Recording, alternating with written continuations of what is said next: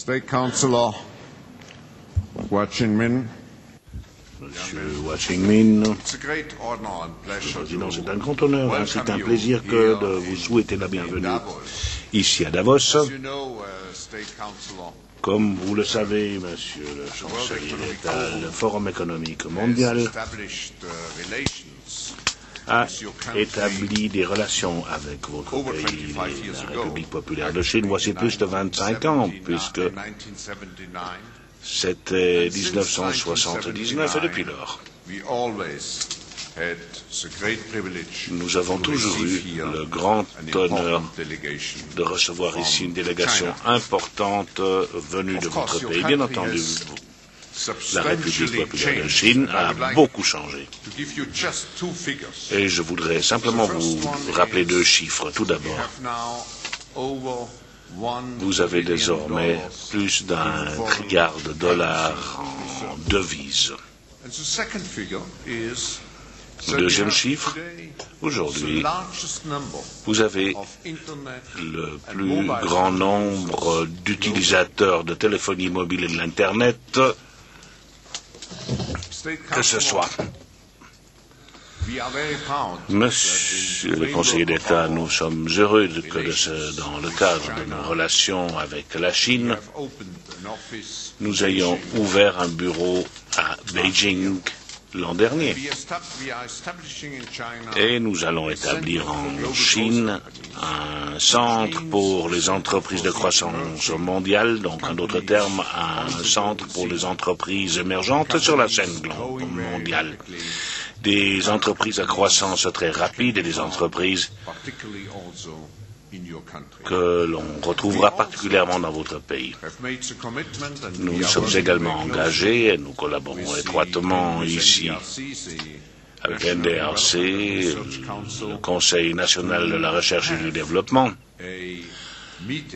afin d'organiser une réunion semblable à celle-ci pour ces nouveaux champions à Dalian l'an prochain. Et je vous y invite cordialement d'ores et déjà pour que vous veniez à cette réunion pour en apprendre davantage au sujet de la Chine. C'est la troisième réunion annuelle consécutive où nous avons un dirigeant chinois à Davos. Et compte tenu des politiques actuelles, nous sommes très heureux de saluer ici son Excellence Hua Yanmin, qui est conseiller d'État, ainsi que secrétaire général du Conseil d'État. Le défi de la Chine est de construire une société harmonieuse tout en poursuivant une voie de développement pacifique à l'étranger.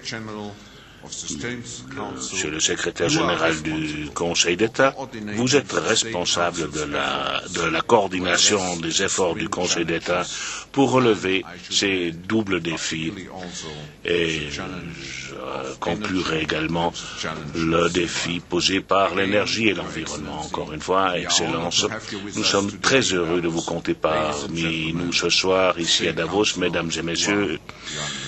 Le conseiller d'État, M. Hua Chuanmin.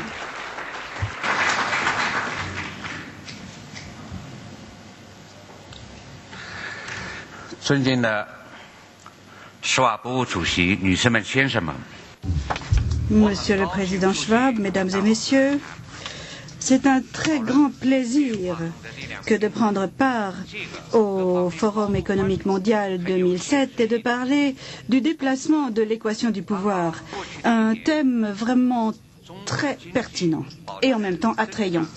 Au cours de l'année écoulée, la Chine a enregistré une croissance économique rapide, une haute efficacité et un taux d'inflation bas. Le PNB se montait à 2,6 billions de dollars américains. C'est une augmentation d'environ 10,7% par rapport à l'année précédente. Les prix à la consommation ont augmenté, eux, de 1,5%. De nouveaux postes de nouveaux emplois ont été créés dans les villes, 11,84 millions, une augmentation de 22% par rapport à l'année précédente. Les importations et les exportations se sont accrues de 23,8% pour passer à 1,76 billion de dollars américains. Nous avons en particulier constaté que la croissance des investissements en capitaux fixes est tombée de 2 points par an en pourcentage et les ventes de détail ont cru de 0,8% en même temps. Je rappelle les 4 années après l'année 2003 où l'économie mondiale a elle aussi maintenu un bon élan de développement, avec un taux de croissance annuel moyen de 4,8% et un taux d'inflation de 3,7%.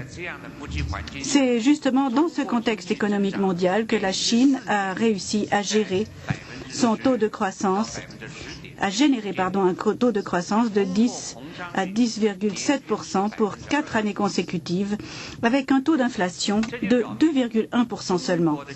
Ces chiffres montrent très clairement combien l'économie de Chine est imbriquée dans l'économie mondiale. La Chine, en effet, a besoin du monde pour sa croissance économique et le contraire est vrai aussi.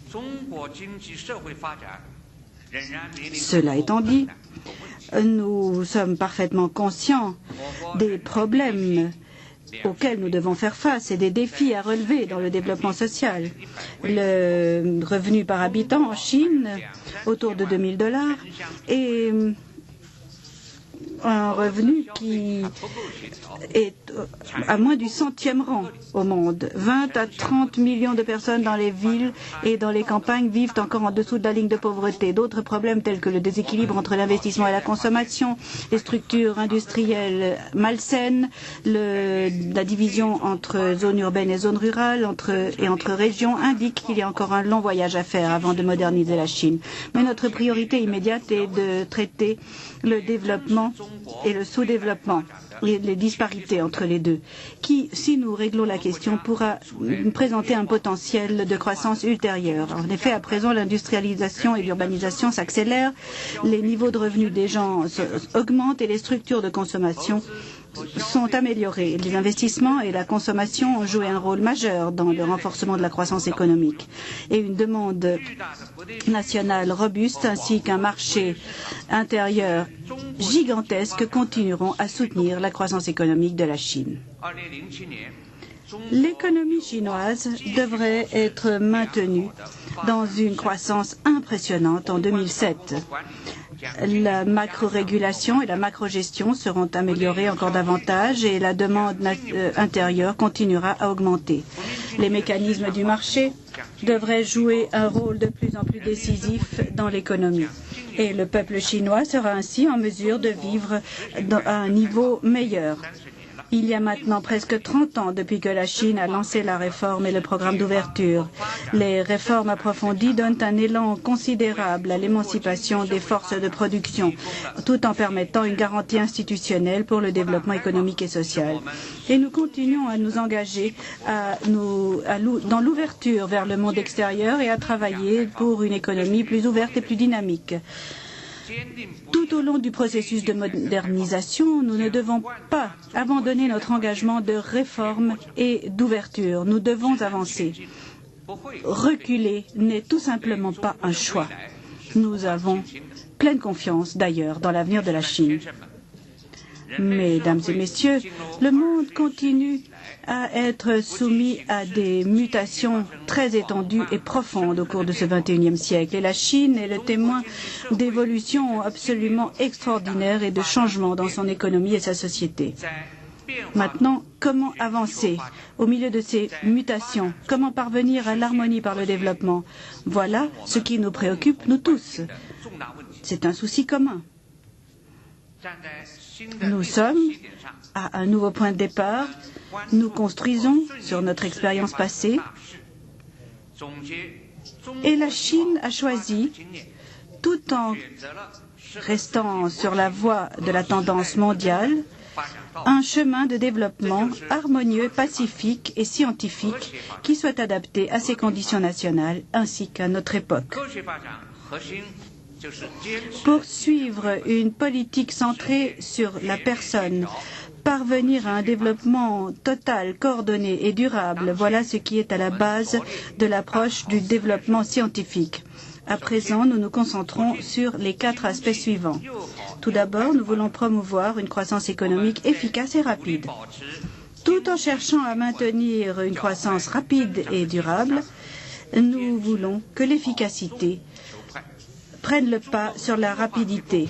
Nous voulons nous concentrer sur l'amélioration structurelle et renforcer les performances économiques ainsi que l'efficacité. Malgré des conditions favorables pour une croissance durable et forte sur le plan économique, nous devons faire un effort pour transformer le mode de croissance. Si la Chine est en mesure de maintenir une croissance économique stable pour ses 1,3 milliard d'habitants, tout en évitant le cycle des catastrophes après les booms, ce sera une importante contribution à la paix et au développement de l'humanité tout entière. Donc c'était là le premier but. Deuxièmement, nous voulons préserver l'énergie et réduire la consommation de l'énergie ainsi que la pollution. Notre objectif est de construire une société qui soit bonne pour l'environnement et qui soit efficace sur le plan de l'utilisation des ressources. En 2010, nous couperons la consommation par unité de PNB de 20%, en réduisant l'émission des polluants majeurs de 10% et en augmentant le taux de recyclage des déchets solides industriels à 60%. Nous allons augmenter la couverture forestière de 1,8% par rapport à celle de 2005. Nous allons construire un système stable, efficace et propre sur le plan énergétique en nous fondant sur l'approvisionnement intérieur et en donnant une priorité absolue à la préservation de l'énergie. Et ce faisant, nous allons développer vigoureusement une économie circulaire qui sache protéger l'écosystème. Troisième but, accorder toute l'importance aux questions relatives à l'agriculture, aux zones rurales et aux paysans. La population rurale constitue plus de la moitié de la population chinoise. Soutenir le développement agricole,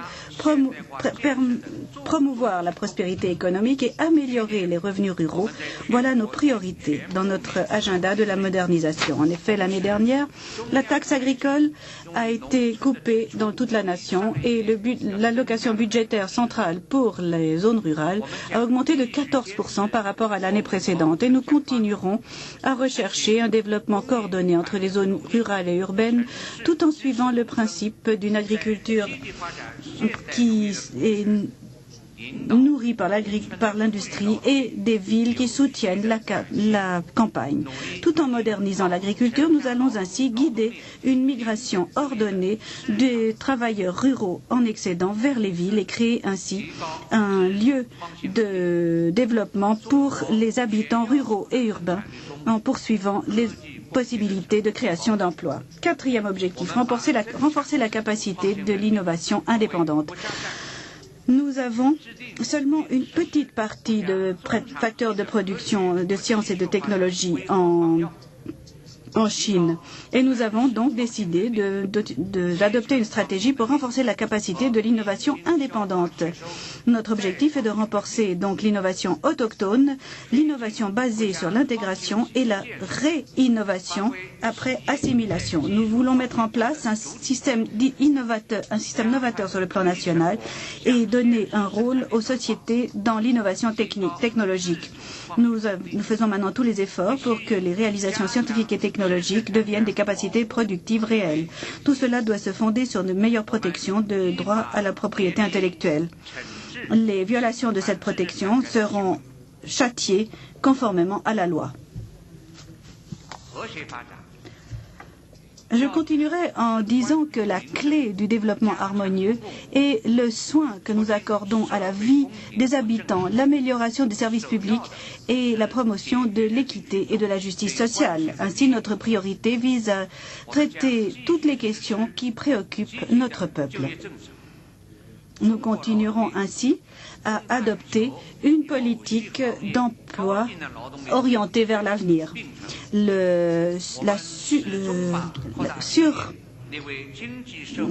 L'excédent de main-d'œuvre et le manque de travailleurs qualifiés dans certains secteurs existent en effet côte à côte en Chine.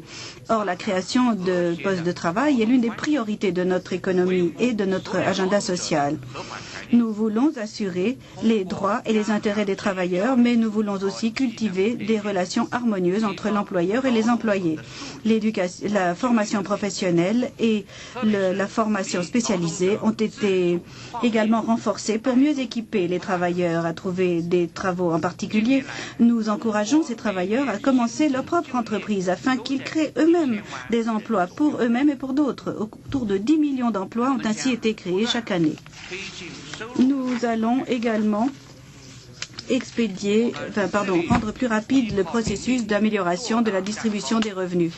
Nous dépendons du peuple pour que le gâteau soit plus grand et pour créer des synergies en divisant de manière équitable ce gâteau, tout en évitant les inégalités dans la distribution des revenus. Le gouvernement central, quant à lui, n'a cessé d'augmenter les transferts de paiement vers les régions les plus pauvres et vers les zones rurales pour que le fossé entre les régions rurales et urbaines puisse diminuer. L'année dernière, le seuil des impôts individuels mensuels est passé de 800 yuan à 1600 yuan, réduisant ainsi le nombre de personnes payant des impôts de 20 millions. Les gouvernements locaux ont augmenté les normes du salaire minimum et ont amélioré le mécanisme de croissance des salaires pour les employés des entreprises. Les revenus ruraux et urbains ont enregistré une croissance de 10,4% et de 7,4% respectivement par rapport à l'année précédente. Et de façon générale, nous n'allons cesser d'améliorer le revenu des revenus les plus bas en améliorant les revenus de la classe moyenne et en régulant les revenus les plus élevés afin que la prospérité devienne un facteur commun. Nous allons améliorer le système de sécurité sociale petit à petit pour nous adapter à l'économie de marché et pour traiter le problème de la population vieillissante et de l'urbanisation. Nous mettons en place petit à petit un système de sécurité sociale qui puisse être bénéfique pour les résidents urbains et ruraux, qui puisse comprendre l'assurance sociale, l'aide sociale et la charité. Au cours des dernières années, la couverture de l'assurance de base pour la retraite, pour l'assurance maladie, pour l'assurance chômage, pour l'assurance accident et pour l'assurance maladie a augmenté. L'année dernière, notamment, le nombre de personnes disposant d'une assurance de base pour la retraite et d'une assurance maladie est passé à 186 millions et 157 millions respectivement. Ceux qui ont une assurance chômage et une assurance contre les accidents industriels dépassent maintenant le nombre de 100 millions. 64 millions de personnes sont couvertes par une assurance maternité et 22 millions d'habitants urbains se trouvant dans des difficultés financières reçoivent des allocations. Les veufs et les veuves dans les zones rurales, les personnes âgées, les personnes handicapées, les orphelins mineurs et les victimes de catastrophes ont obtenu des secours. Et les dépenses pour la sécurité sociale ont augmenté de plus de 15% par année. Nous devons développer vigoureusement l'éducation et les soins de santé. Pour parvenir à un développement harmonieux, nous devons tout d'abord faire en sorte que l'équité sociale prévale et que l'on puisse développer le développement humain de façon globale. Une éducation équitable signifie un bon départ, une bonne possibilité dans la société. En donnant la priorité à l'éducation, nous sommes engagés à établir un système national d'éducation ainsi qu'un système durable de façon à donner à tout un chacun la possibilité d'obtenir une bonne éducation. Nous consacrons une attention toute particulière à l'extension et au renforcement de l'éducation obligatoire de 9 ans, de façon à ce que tous les enfants de la campagne et des zones urbaines pauvres puissent se permettre d'envoyer des enfants à l'école. En outre, dans le cadre d'un effort visant à réduire le fossé qui sépare le secteur rural et urbain et les différentes régions et les groupes de personnes, nous allons accélérer le processus de développement des soins de santé de base, couvrant tant les zones urbaines que rurales afin de mettre en place des services médicaux de base à la disposition du public en général, de façon à ce que les résidents urbains et ruraux puissent mener une vie plus saine. L'essence d'un développement pacifique est de lutter en faveur d'un environnement international pacifique et de nous développer de façon à pouvoir contribuer, grâce à notre développement, à la paix mondiale et à un développement commun. La voie menant vers le développement pacifique est un choix important et un engagement solennel de la part du gouvernement et du peuple de Chine. Depuis l'Antiquité, la nation chinoise estime que la paix et le développement harmonieux sont des biens les plus précieux. Un environnement international pacifique est ce que les Chinois chérissent le plus. Le développement de la Chine ne menace personne. Au contraire, ce développement ne fera qu'offrir d'autres possibilités à un marché plus vaste au reste du monde. Un développement pacifique sert les intérêts fondamentaux du peuple chinois et respecte ce faisant les règles du progrès de l'humanité. La Chine, en respectant les tendances de la mondialisation économique, se bat pour les bénéfices mutuels, une situation où tout le monde gagnera dans le cadre d'un développement commun avec les autres pays. Nous nous appuyons sur nos propres efforts pour parvenir au développement. De l'autre côté, nous avons appris les expériences des autres pays en matière de développement. Une coopération mutuellement bénéfique avec les autres pays renforcera la prospérité commune et nous offrira des possibilités précieuses de développement. Simultanément, nos propres efforts de développement offrent d'immenses possibilités à d'autres pays. Ainsi, de 1990 à 2005, le bénéfice des entreprises financées par l'étranger en Chine ont dépassé 280 milliards de dollars. En 2006, les importations de la Chine étaient proches de 800 milliards de dollars et en 2010, ce chiffre dépassera 1 trilliard de dollars US. La Chine est une participante dans le système international. Nous jouons notre rôle pour renforcer ce système international et le développer. Nous nous attachons à promouvoir les liens commerciaux multilatéraux et la coopération économique régionale. Nous suivons les principes de la Charte des Nations Unies et respectons l'autorité et le rôle des Nations Unies et du Conseil de sécurité. Nous jouons un rôle actif dans les activités de maintien de la paix internationale et de secours en cas de catastrophe et jouons un rôle constructif et responsable dans les affaires internationales. En outre, nous sommes engagés en faveur du commerce international et la coopération économique à grande échelle dans les secteurs les plus larges et au niveau le plus élevé. Depuis que la Chine a rejoint l'OMC en décembre 2001, nos taux tarifaires moyens ont chuté de 15,3% en 2001 à 9,8% en 2007 et l'ouverture de son commerce des services atteint pratiquement le niveau moyen des pays développés. La Chine s'attache à promouvoir le cycle de Doha, gère de façon appropriée les frictions commerciales et s'engage dans un dialogue énergique et une coopération avec les autres pays en vue de la stabilité du marché énergétique mondial. La Chine a accéléré le développement de zones de libre-échange avec les pays et les régions intéressées. En matière de changement climatique, la Chine a adhéré à la Convention cadre des Nations Unies sur le changement climatique et le protocole de Kyoto y a apporté des contributions appropriées.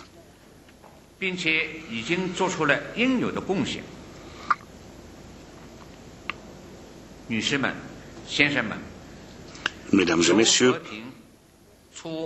La paix, le développement et la coopération restent des tendances qui marquent notre époque. Dans une économie mondiale en constante transformation, les pays du monde sont devenus de plus en plus interdépendants et leurs intérêts sont devenus de plus en plus liés les uns aux autres. Les grandes économies maintiennent une croissance importante et les marchés émergents ainsi que les pays en développement mènent l'économie mondiale avec davantage de vigueur. Néanmoins, les instabilités et les incertitudes qui affectent la paix et le développement de l'humanité existent encore aujourd'hui, tandis que les menaces sur la sécurité traditionnelle et non traditionnelle se mélangent les uns avec les autres. Alors que l'humanité se heurte à des possibilités, à des défis, la Chine est prête à travailler avec la communauté internationale afin de réduire le fossé économique grâce à la coopération et à la promotion d'un développement commun. Enfin, je saisis cette occasion pour vous inviter tous très cordialement à assister cet été à Davos au forum de Dali en Chine en septembre prochain. Je vous remercie de votre attention.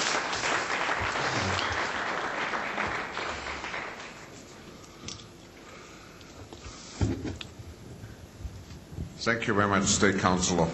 Merci, Monsieur le Conseiller d'État. We are late in the evening, but La soirée se fait tard. Ceci just étant, ask one or two questions. je voudrais peut-être vous poser une ou deux questions. State Councillor, Monsieur le Conseiller d'État, dans vos remarques, vous avez dit que le gouvernement de la Chine se concentrait beaucoup plus sur l'amélioration de l'efficacité de l'énergie, la durabilité de l'environnement et l'amélioration des niveaux de vie. Quel rôle prévoyez-vous pour les entreprises commerciales étrangères? Nous avons ici de grandes entreprises. Quel pourrait être leur rôle dans le contexte de ces politiques que vous avez préconisées?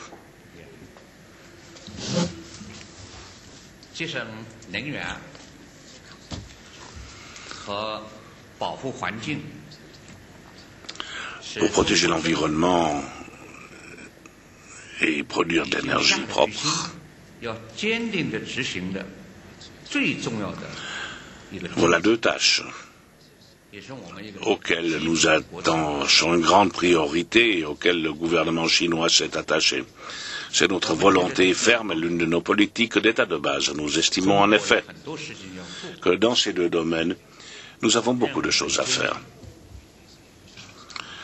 Nous avons une immense tâche qui nous attend et simultanément,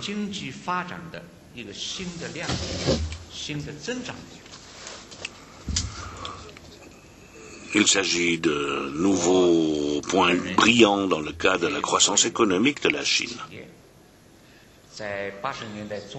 J'ai une expérience personnelle faite au milieu des années 80. J'avais à l'époque pris part à un programme d'introduction à l'énergie thermique.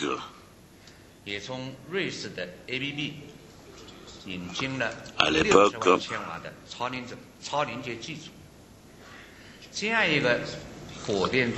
nous avons fait appel à la société Westinghouse des États-Unis ainsi qu'à d'autres équipements d'entreprises suisses.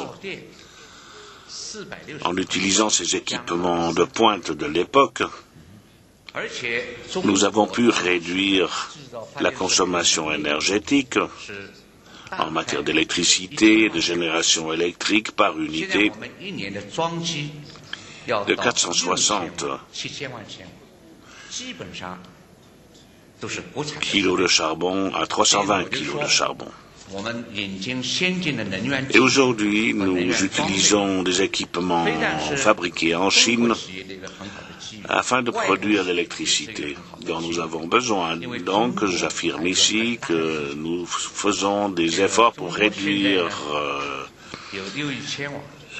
l'énergie. Ce sont là des possibilités qui s'offrent non seulement pour les entreprises chinoises, mais également étrangères, étant donné que la Chine est un très vaste marché. Nos marchés d'électricité en Chine sont le deuxième du monde.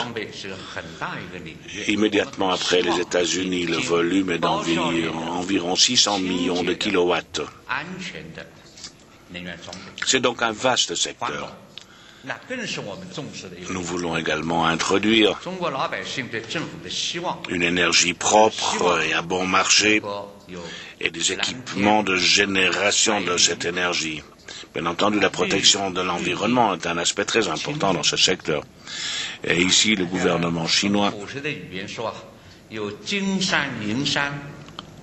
s'efforce de fournir de l'eau propre ainsi que des cieux bleus.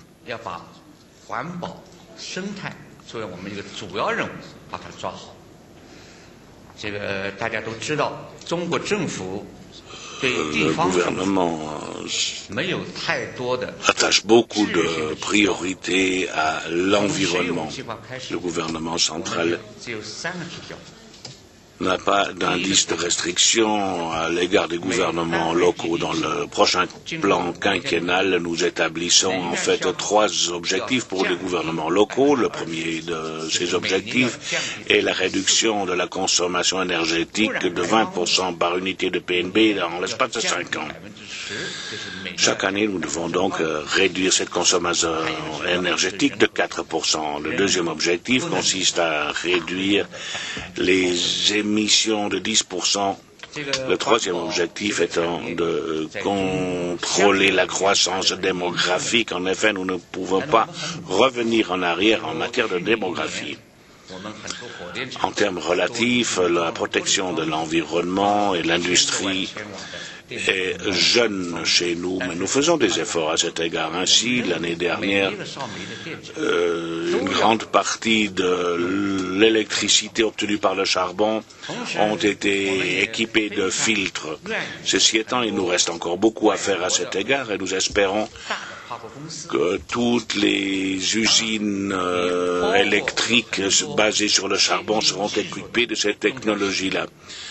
Nous espérons que les entreprises étrangères ainsi que les PME ayant une technologie de pointe viennent en Chine afin d'y développer la prochaine génération de filtres et de technologies propres, y compris la dessiccation du charbon et la génération ainsi que la génération du lithium en Chine. Voilà où tendent nos efforts. Donc le gouvernement a pour principale politique d'appuyer ces efforts et ensuite nous avons un vaste marché. Nous faisons de notre mieux d'ailleurs pour offrir un marché favorable dans un environnement sain pour que les entreprises étrangères s'implantent en Chine. La première génération des entreprises chinoises qui émergent comme étant les champions mondiaux futurs dans les grands secteurs industriels, et nous avons la chance ici de compter parmi nous les présidents ou les PDG de certaines de ces entreprises. Supposons donc que nous avons 18, je crois, entreprises chinoises dans les 500 plus grandes du monde. Si vous développez davantage et si vous avez 50 à 100 entreprises chinoises dans la liste Fortune, quelle sera la position du gouvernement? Comment ressentez-vous cette tendance, étant donné que cette tendance peut conduire vers des retours, comme nous l'avons constaté dans un ou deux cas particuliers?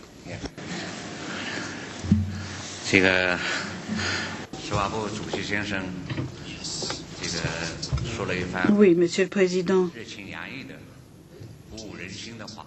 Ce que vous avez dit est très encourageant et me réchauffe le cœur. Mais je pense que pour les sociétés chinoises, pour que ces sociétés soient des entreprises à la pointe du monde, il faut encore parcourir un long chemin. Peut-être est-ce une exagération.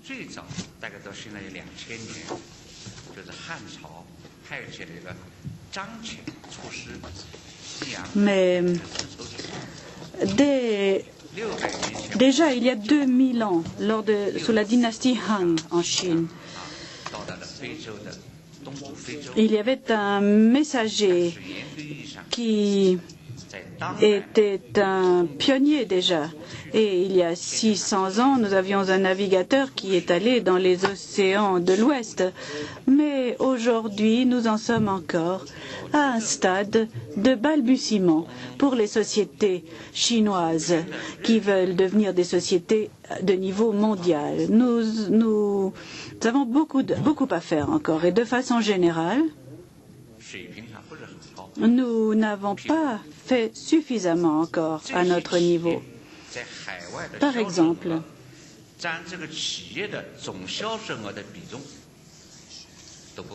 la part des ventes de ces compagnies n'est pas très élevée.